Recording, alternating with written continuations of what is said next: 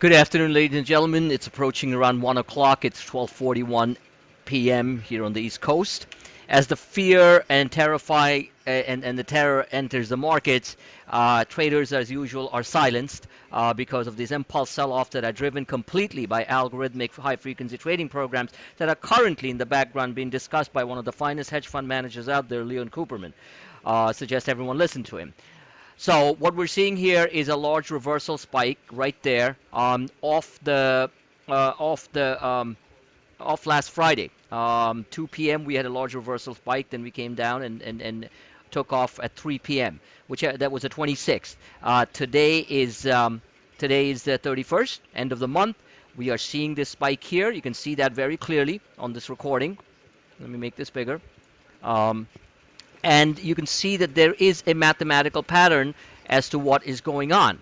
Now, if this spike develops and we follow through like we did, then we're going to have a pretty substantial rally as we get into the latter part of the week, if not next week. However, there are institutional margin calls that are pending. There are basically panic traders who are not studying these technical charts that I'm presenting on a continuous basis for the benefit of traders. Now, keep in mind that members do not have to, in these type of circumstances, you set up trades based on this algorithmic HFT tactical levels. You do not expect to make some huge amounts of money unless you really catch the bottom, like we did, and we might be catching it right now, where you can actually scalp out a fantastic amount, by the end of the day. We shall see. However, this needs to cross over the slow stochastics. The fast stochastics are fine. The slow stos are still saying that we will have a sell-off, around the 3 p.m. level.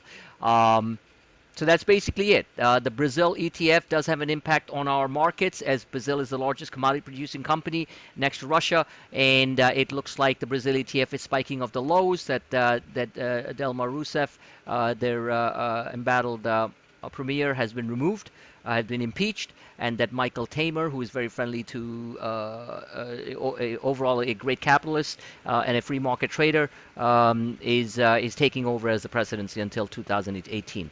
Whichever the case, this is what we're watching. I'm videotaping this all real time, so you realize that none of us have control about what the markets do. All we can do is systematically try to look at patterns, look to see what the inflection points are, and where we go from there. The other very important thing to keep in mind is when you have a Bollinger Overshoot, and I've explained this very clearly in all my advanced coaching sessions and the one-to-one sessions that I do with my members, some of my members, is when you have a heavy Bollinger Overshoot like we did here, completely fall over the Bollinger, this line, right?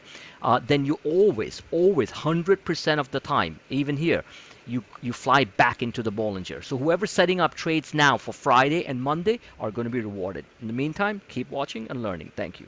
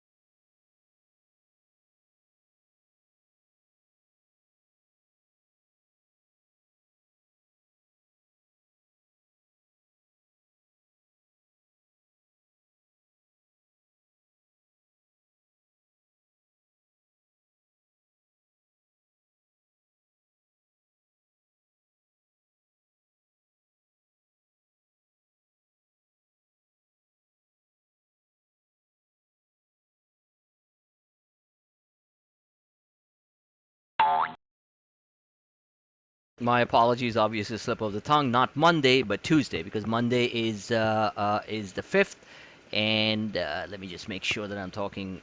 Yeah, Monday is the 5th, and it's a holiday, Labor Day weekend, so it would be the 6th. All right, so you got to set up trades for next week, and possibly some fast trades going into Friday. Expect a retracement bounce, no question about it. Could be from slightly lower of these levels.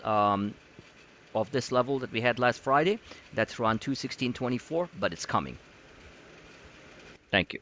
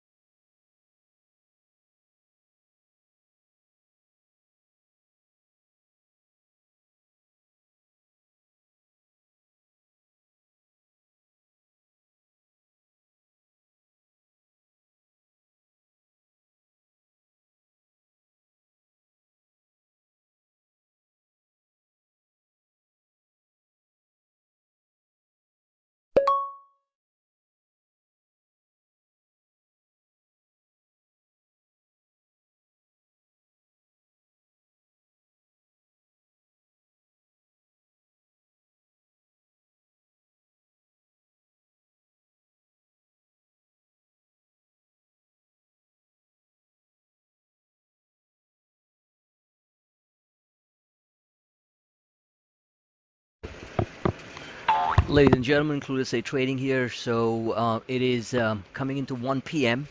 and we're going to watch how this candle develops. Expect to see a pullback again as the algos pump and dump liquidity in this candle.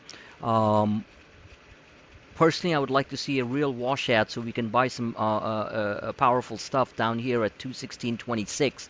Don't know if we're going to get that because that seems to be what everyone's expecting. So algos basically go the other way and try to screw people doing that, right? Traders. This seems to be for now, a powerful level. Also seems to a support level. Also seems to be where the megaphone pattern intersects. You can see that very clearly at 216.52, and we shall see. And if I pull this out, and it's these things many times they intersect exactly at the same levels.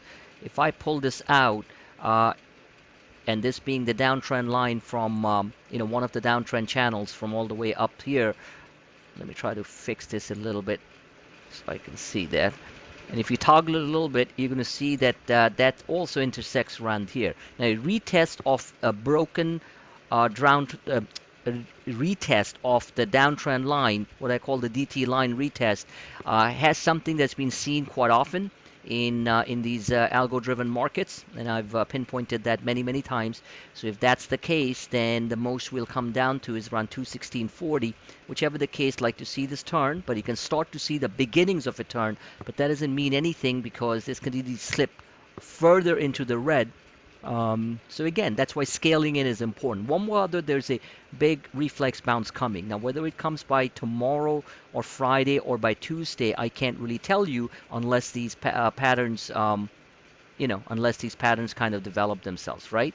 So let's see. That's what we do. Thank you for listening. Keep learning.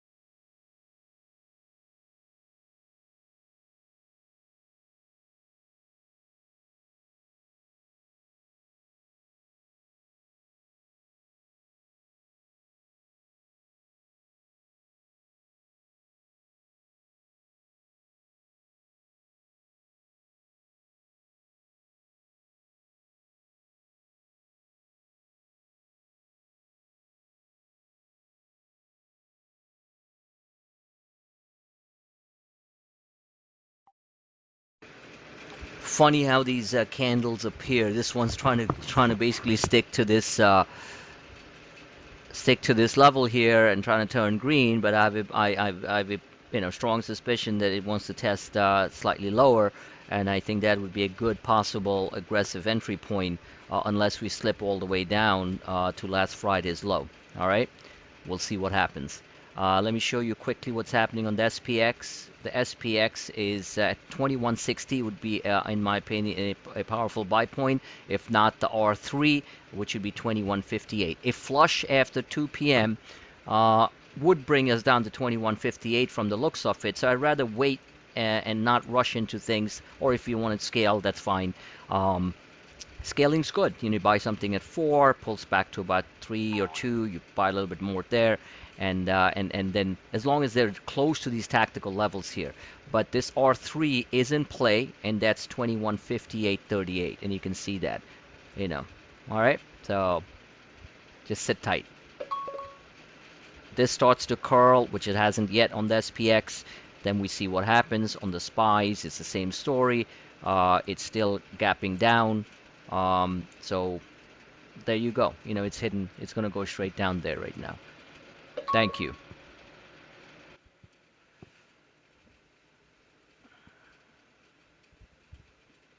Just watch.